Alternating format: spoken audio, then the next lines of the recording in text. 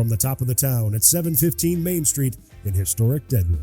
It's time for another episode of the DTC Blow and Smoke Podcast.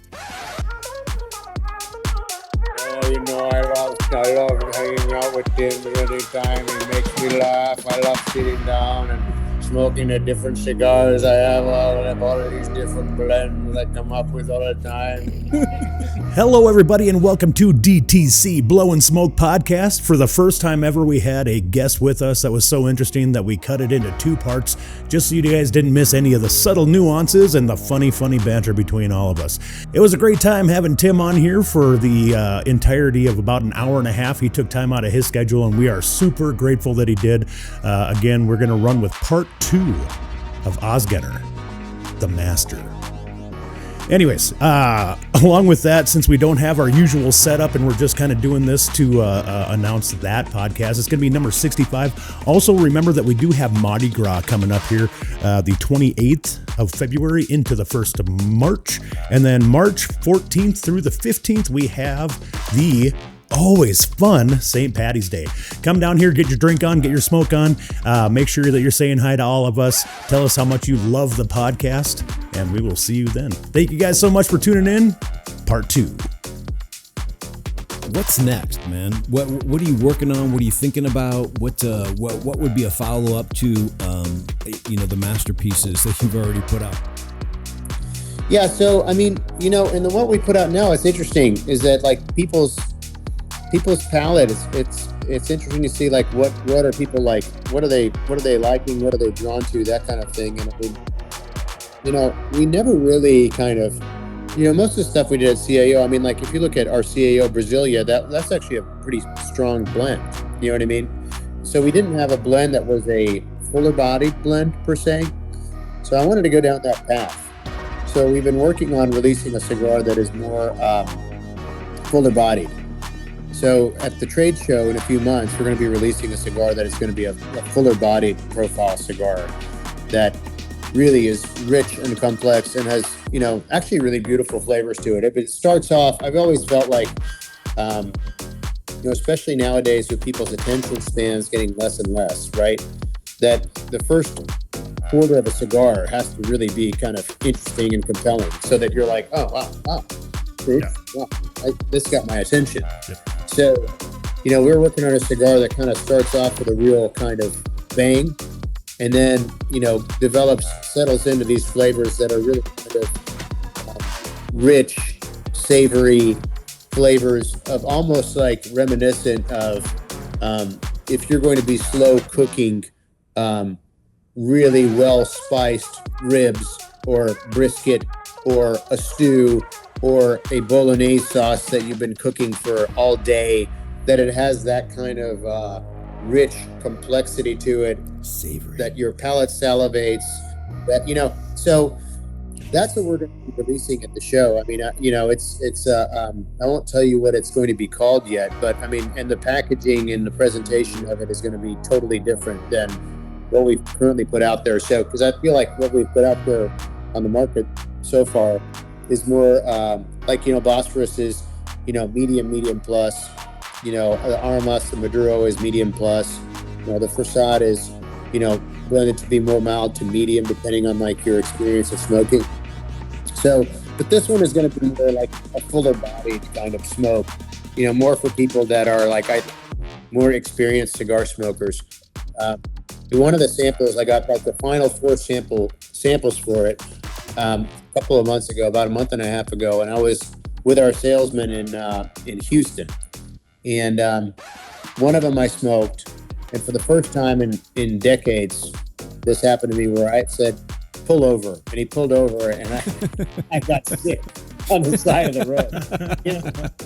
I didn't eat anything. That's amazing. And my second cigar that was like of these samples that are all full bodied. And that is not the one we're doing, by the way. Don't want to roll the dice on that one. But we've got to get one of these and do a review. Kind of sneaks up on you. And all of a sudden you're like, oh, wow, I'm starting to sweat. I'm starting to, but I don't like those feelings. I want a cigar that is not going to get people sick. Yeah. I want a cigar that has these rich, full-bodied flavors where somebody can appreciate it and you know what I mean. And a lot of that is interesting. Had to do with like the combination of tobaccos and that wrapper combined. And funny enough, I spoke to like the factory I'm working with on this, which is a new factory that I have not worked with before. And the gentleman I was working with said, yeah, even for us down here in Nicaragua, that was a hard cigar to take. Like we were all like, we had to put it, we couldn't smoke the whole thing. Yeah. But I don't want that. So that we're not releasing that as a blend. That wasn't in the consideration. We were like, that one we're not doing. It's like the food challenge of cigars. If you could eat this 17-pound pizza in under 30 minutes, you listen. would. I mean, even listen. The next morning, I said, all right, I'm going to try it again. But this time, I'm not going to be in a moving vehicle because our salesman, God bless him, was driving like a maniac. B, I'm going to make sure that I've had a full meal before I smoke it. And C, I'm going to be sitting down in a lounge and smoking it slowly. Yep, right. With something to drink. And I did it. And the gentleman there were two other people that were with me that were like ran the store, and I gave it to them and I warned them. I told them what I told you. So they even smoked it. And then halfway through, the gentleman I'm smoking it with, who ran the store, said, all right, I need to get something to eat. So he had to go grab a bar. And I mean, like, I couldn't like finish it. And he was even getting like, a bit light. And I was like, but that, the whole point of like, why you come up with a cigar is you want people to like, you want to bring pleasure to people's lives. Right. You don't want it to bring the opposite. So, that's one of those that like, yeah, we could have done it. And maybe I was talking about it with my colleague, John Huber, he and I are like brothers. Right. And I was like, and he said what you said. It's like, oh, can you do it? You can do it as like a challenge cigar. Right. But I mean, I don't know. I mean, there is a 990 out there, and that's a challenge just to get your mouth around. I actually have a picture of that going on. It eclipsed my head. Does it help? I saw that you're doing like these blending parties at tobacconist shops and going there and kind of singling out each part of a cigar and letting them taste like the individual tobaccos by themselves. Yeah. Does that help out when you're like blending a new blend because you're diving deeper into the taste profiles of this, and is this going to meld well with this, and I'm smoking two cigars at the same time so I can get the subtle hints of both at the same time? Like, does that help you out, or is that just the love of the game? It's a little bit of both, right? I mean, I think it's a little bit of like, I think that we did that like, so when we had CAO, we were using 40 different tobaccos from like 21 different like countries, And so like, for example, in Nicaragua, you might be using like 4 or 5 different regions in Nicaragua where you're getting like just the tobacco, like whether it's Seco or Ligero or Visos, from a certain region. But then in Cameroon, you're using like one, like right. Wrapper or whatever. And so I told the factory before I went down there one time, I went down there with a guy named James Suckling, who is a well-known like wine aficionado. He used to work at Cigar Aficionado, and now he's on his own, mainly doing wines. So he went with me down to Honduras, and I had a whole conference room table with all these different tobaccos. Everyone was rolled into these puritos, meaning it's just one tobacco from one position on the plant, like Visos from Italy, for example, or the Hero from Esteli, or whatever. And then we would smoke them, and then we'd have a notepad where we write our notes.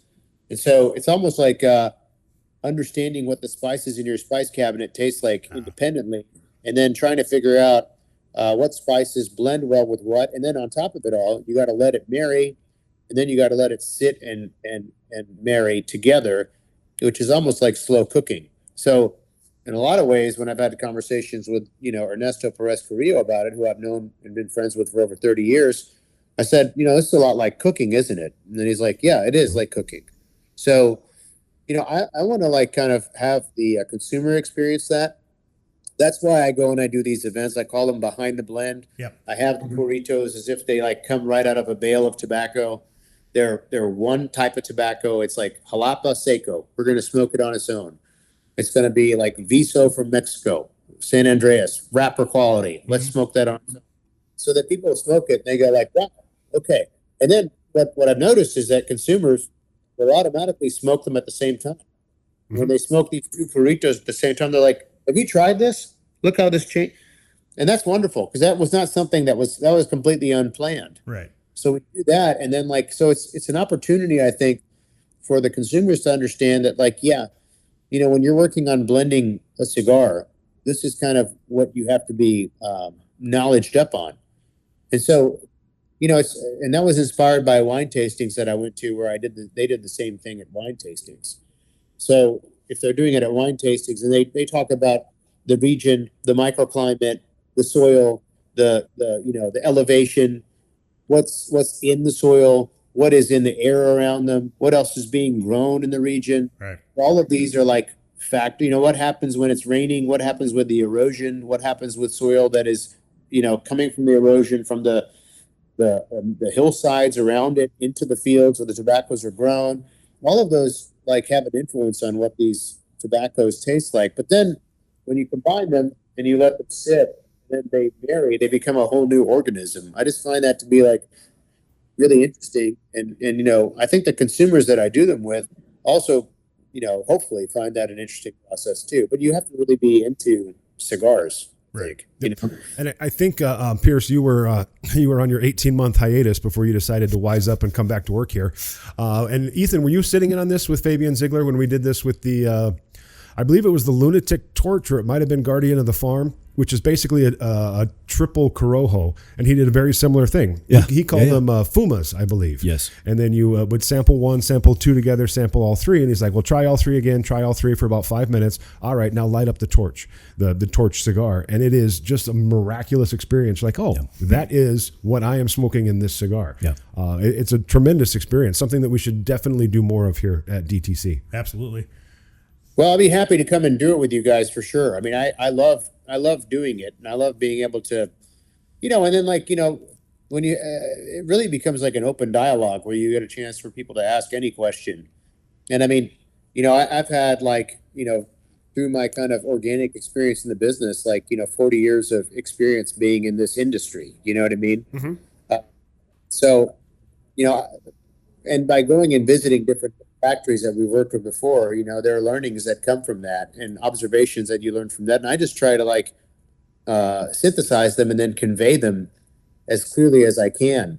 Sometimes I think these people that are in the cigar business are people that they, especially those that are working in the tobacco, their native language is Spanish. So sometimes it may not be as comfortable for them to be able to try to communicate all of this to the consumers in the U.S.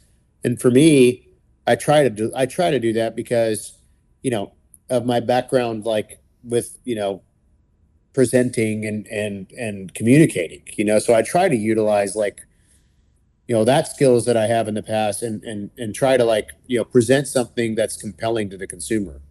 Well, and it's interesting that you do it that way, because I came from the world of beer, but I didn't come from the world of beer until a old roommate of mine who was a sommelier, I believe is what, I don't know how to say the word. In the beer, it is called hold on. It'll come to me and I'll interrupt you. Go ahead. Well, so he was a sommelier. He worked in Vegas and did all kinds of events at the top of whatever, I don't know. Cicerone. That's what it's called for beer. You're welcome. Anyways, so he would tell me about wine and I would start picking up subtle hints on that. And then I started finding the subtle hints in beer. So when I came to cigars, it was super exciting for me to graduate one more time and then start picking out the subtle hints of cigars. And it's just that, I don't know, that childhood kind of discovery, oh shit, I just got cocoa powder. Where the hell is that coming from? This isn't a sweet cigar. And then you talk to the manufacturer or the rep that comes through and they kind of talk you through it. And it's just a exciting way to be able to imbibe the product and enjoy it even more when you can kind of just be like, oh, it's a little inside joke, or it's just this little secret that we all know. Oh shit, that's cocoa powder. I dig that. Oh, that was a little bit of a coffee bean. That tastes like a Kona blend coffee. So you're finding all these little subtle things, and I think I don't know, that's my favorite part about all of it is being able to sit down, relax, and enjoy, and then kind of have these surprises kind of thrown at you, and you're like, oh shit, there's that. That's awesome. You know what I mean? So it's a fun transition from one to another, and being behind the bar as well. Mixing cocktails is kind of like being a cook as well. Mm-hmm. You're matching flavors together to see what the best outcome can be to wow the pretty little brunette that just came in type of deal. Yeah. Well, and also there's certain things that you can be pairing with the cigar that sometimes will draw out, or you'll taste things that you would be like, oh wow, I'm tasting more, like you said, cocoa or chocolate, and very sharply, like, and I think it's a little bit, no one talks about it because your default is, because when I was with there was a guy named Jack Bettridge who's still with Cigar Aficionado, but his specialty is more around whiskey. So you'll find him writing more in Whiskey Advocate, for example. But I was with him one time, and this was like 15 years ago, and I asked him, I said, what do you think pairs best with a cigar? And he said bourbon, and he said the reason is that bourbon has this natural sweetness to it, and it kind of pairs well with cigars. So I think that a default for cigar smokers, is bourbon. Like oftentimes when I'm going and doing these events, they're all drinking bourbon. But I'll actually say that in my experience, like when I've drank port with cigars, you will taste things that you would never imagine with cigars, and I find that to be.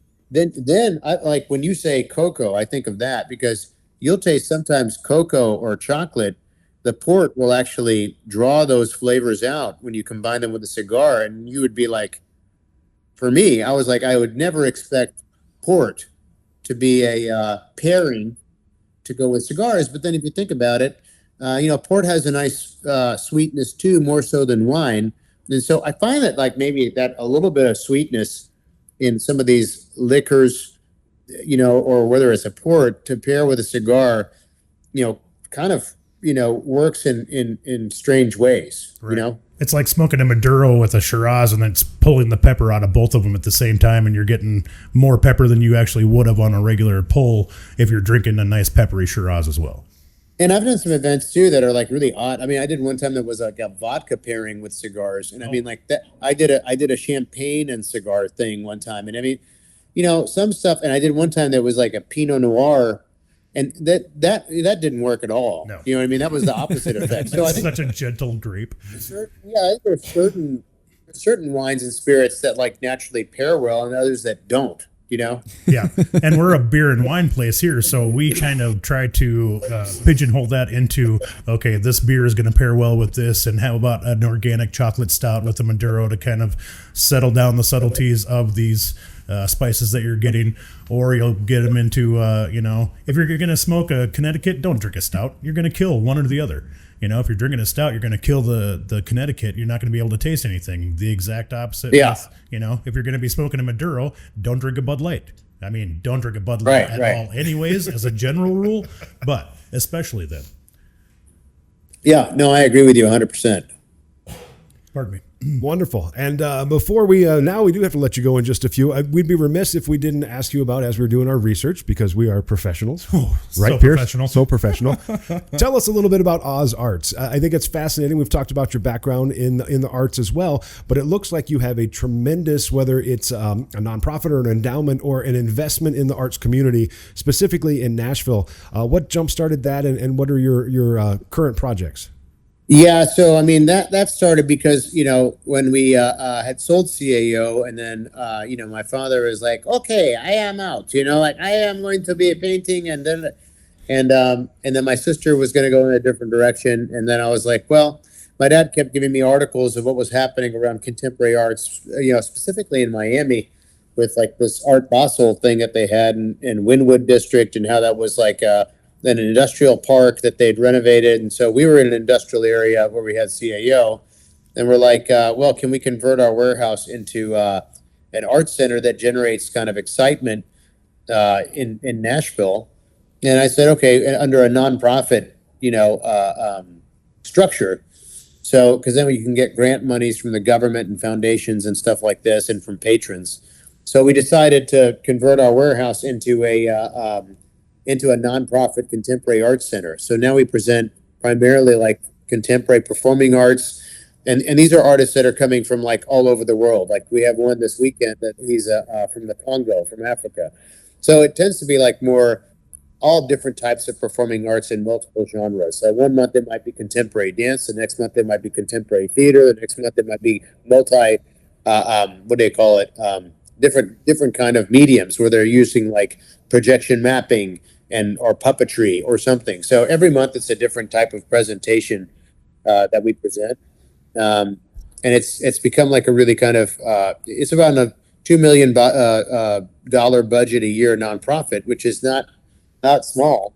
I mean, it puts us in like we're a medium sized nonprofit in Nashville, but we present like more, they're artists that you won't recognize their names, but the quality of work that they're doing are like, A plus. And when you go to see something, it's almost like you've watched a show that you're streaming that's really compelling, or you've read a really good book, and you're like, you feel like that you understand kind of the perspective of where that person is from. And like, for example, this gentleman that's performing this weekend, it's all about kind of, he's from the middle of the Congo in Africa, and it has to do with like his history and his ancestry of the area. So it's almost like, I like to say, you don't have to travel to the region.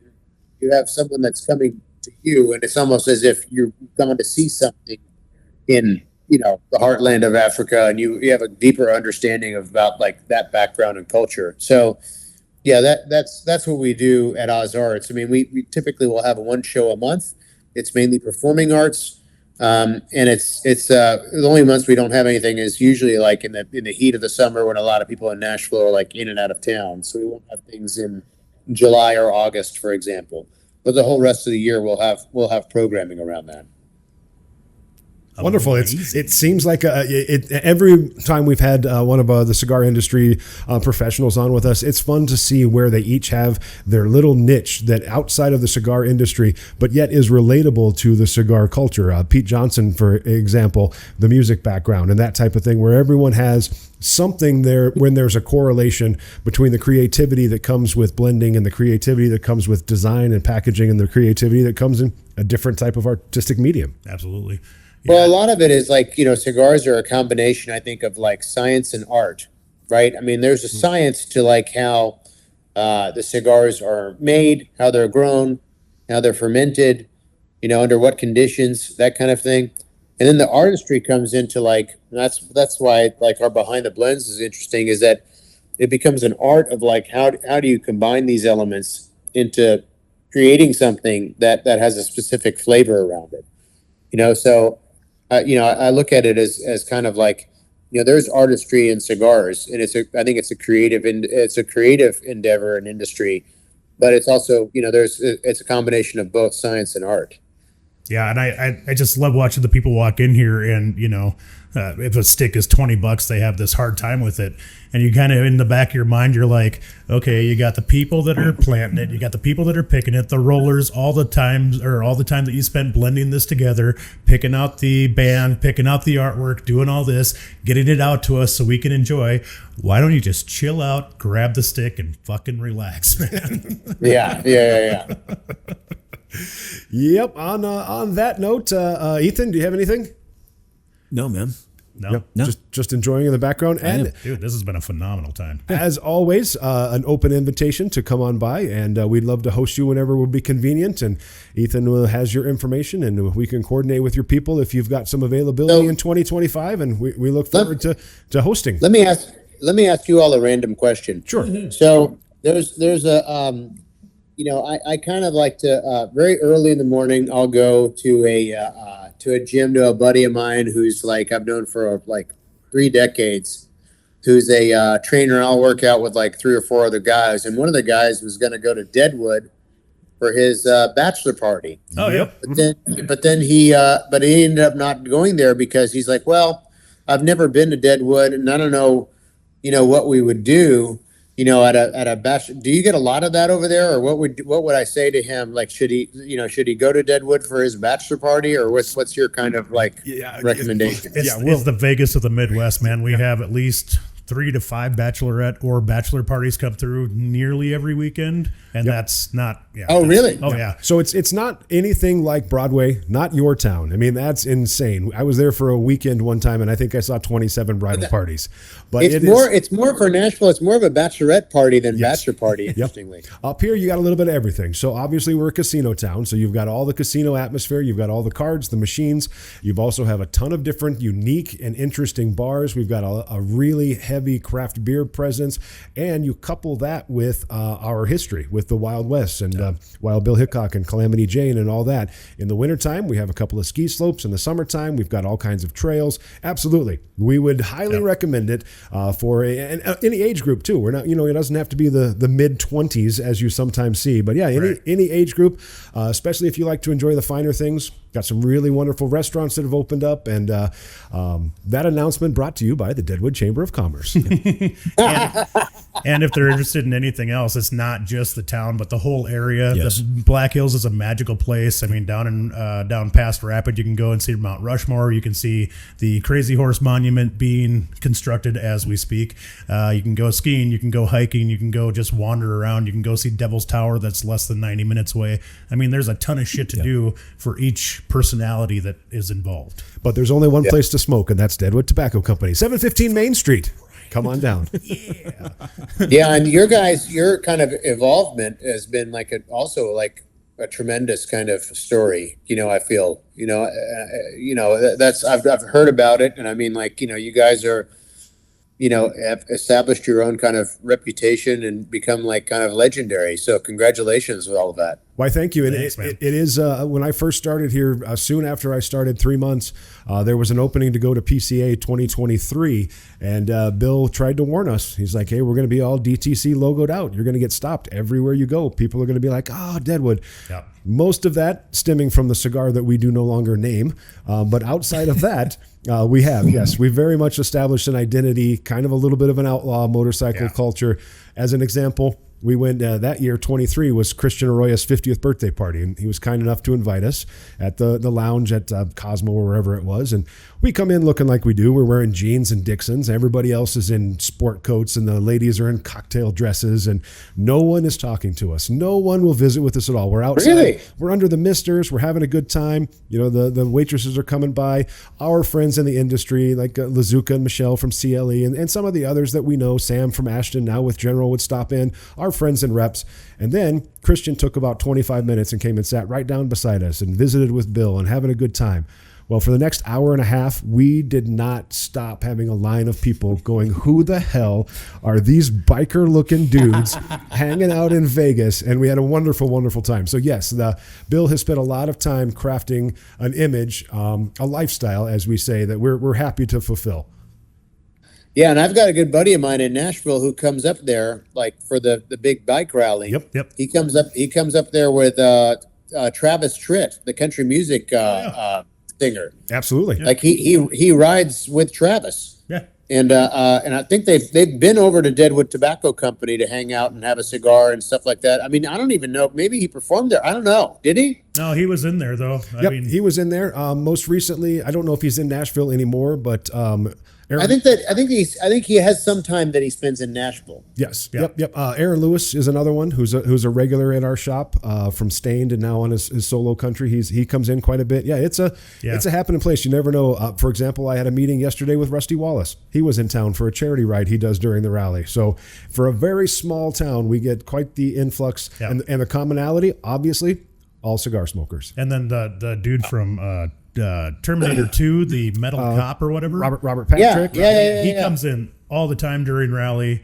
and I don't want to tell any tales outside of bed, but God, he rides slow. I had to go down the hill back to Sturgis riding behind him, and he had 2 cops behind him and 1 cop in front, and I was like, I don't want to pass the cops, but God, this dude's going like 30 miles an hour. So I had to zoom around him. But very, very nice gentleman. Always gracious. Always please and thank you. Well, like a very, very nice guy. Well, way to screw up our chance of having him on the podcast. There he goes. Hey, Ethan, cross Robert Patrick off. He's going to check this podcast out and know exactly what I said. Yeah. So in short, absolutely. Anytime you've got friends or associates that are interested, send them our way. It's a wonderful time. Now, I wouldn't come in the middle of January, but outside of that, it's just pretty decent. It's pretty freaking cold. But the bike rally is when specifically? First 10 days of August. Yeah. Yep. Yeah. And that's how many people come for that? It's going to be an anniversary year. The last anniversary year we had was over 800,000, so it doubled the size of the my state. God. Yeah. So if you want to see do you have a lot? I mean, and I've seen your location. It's beautiful because I mean, like Miguel was sending me videos and stuff when he was over there. I mean, you just have a line of people waiting to get in. Absolutely. I would imagine. Sometimes. All day long. And we're super heavy during the daytime. They'll come in early. They'll sit and smoke and have a beer or two and relax. Then they'll go do their rides. Yep. And nighttime Sturgis is kind of the hub, the epicenter with the Buffalo Chip and other major campgrounds. You know, they'll bring in the A-list bands and stuff. But yeah, it's nonstop, and we're open from 9 a.m. to 2 a.m. during a rally for those 10 days. My God. Yeah, and then you can go down to Sturgis and see all the bars that open up, the biker bars with the strip tenders and all that good stuff. And I say that with all love because they have to get a dancer's license to work at these bars because they get up on the bar and dance around, and the wives will pay for the strip tender to slap their husband in the face, and it's a fun, rowdy time, but it's probably the safest fun, rowdy time. Yeah, And the long. bikers are It's a strip tender. Yes. Strip tender. Yes. Strip tender. So it's So it's a bartender that gets up on the bar and yeah, they have to buy a dancer's license to legally get up on the bar and do their little dances and smack people in the face and all that shit. So a couple of them back in the day, I used to call them strip tenders, and we had a good funny joke about that. Yes. They don't actually strip. There is strip places, but yeah, they get up there and do all kinds of weird acts, man. I can't tell by his expression. Are we making a positive impact? Is this a good thing or a bad thing? Oh, I'm on your bucket list. Perfect. Awesome. Well, yeah, it'll be a great time. Please do recommend us, and we're very thankful for Miguel's friendship and knowledge as we've negotiated in this new space. A little over 2 years. We 5 times the size of the old shop. Yep. Obviously, it looks amazing. A ton of great product, including my personal favorite of your line is the Bosphorus. I think Thank you. You're an Aramis guy, right, Ethan? I mean, I smoke all three, man. Everything he does. Big But first at myself. I do think we should get awesome. maybe Miguel and That's Tim great. to come out That's at great. the same time. You should just come up with Miguel. That would be a phenomenal time. Oh yeah, I would love that. You guys are great. I mean, Miguel loves you, so I mean, you don't have to twist his arm to get up there. Nope, not at all. And if we're lucky, he'll cook for us. Yeah. Yep. Exactly. Well, Tim, it's been a pleasure. Thanks for spending some time. Hopefully, you get out on parole soon and don't have to sit in that cell any longer. That was a tough one, man. I'm sorry about that.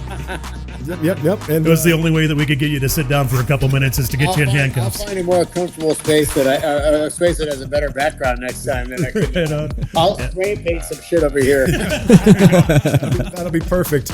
And before we came on, you said you were next door at the House of Monte Cristo, enjoying. Yeah, Casa de Monte Cristo. Yeah. Enjoy the rest of your evening. Stay warm. We heard it's very cold in Nashville right now. It is. And say hi to John Huber for us. He was kind enough to do this a few months ago, and we appreciate the support from everybody in the industry. And thanks for your time. Great. You guys are great. You guys are great too, and I appreciate it. And next time I'm on, I'll have some more pre-prepared impressions too. Awesome. Yeah, could you do a full set for Ethan, please? Because maybe Tim could. I'll put together some stories that are PC, and then. we are anything but PC here. There we go. That's perfect. All right. Hey everybody, Tim Ozgener, Ozgener Cigars, Oz Arts. Make sure you check out all of the stuff that he and his family are involved in and smoke great product. Buy it here at the Humidor, 715 Main Street in historic Deadwood. Tim Ozgener, everybody. Thank you very much, man. It's been a pleasure. Thank you guys. You guys are great. Thank you very much. All right. Okay. Take care. You too. Thank you all. Yeah, thank you.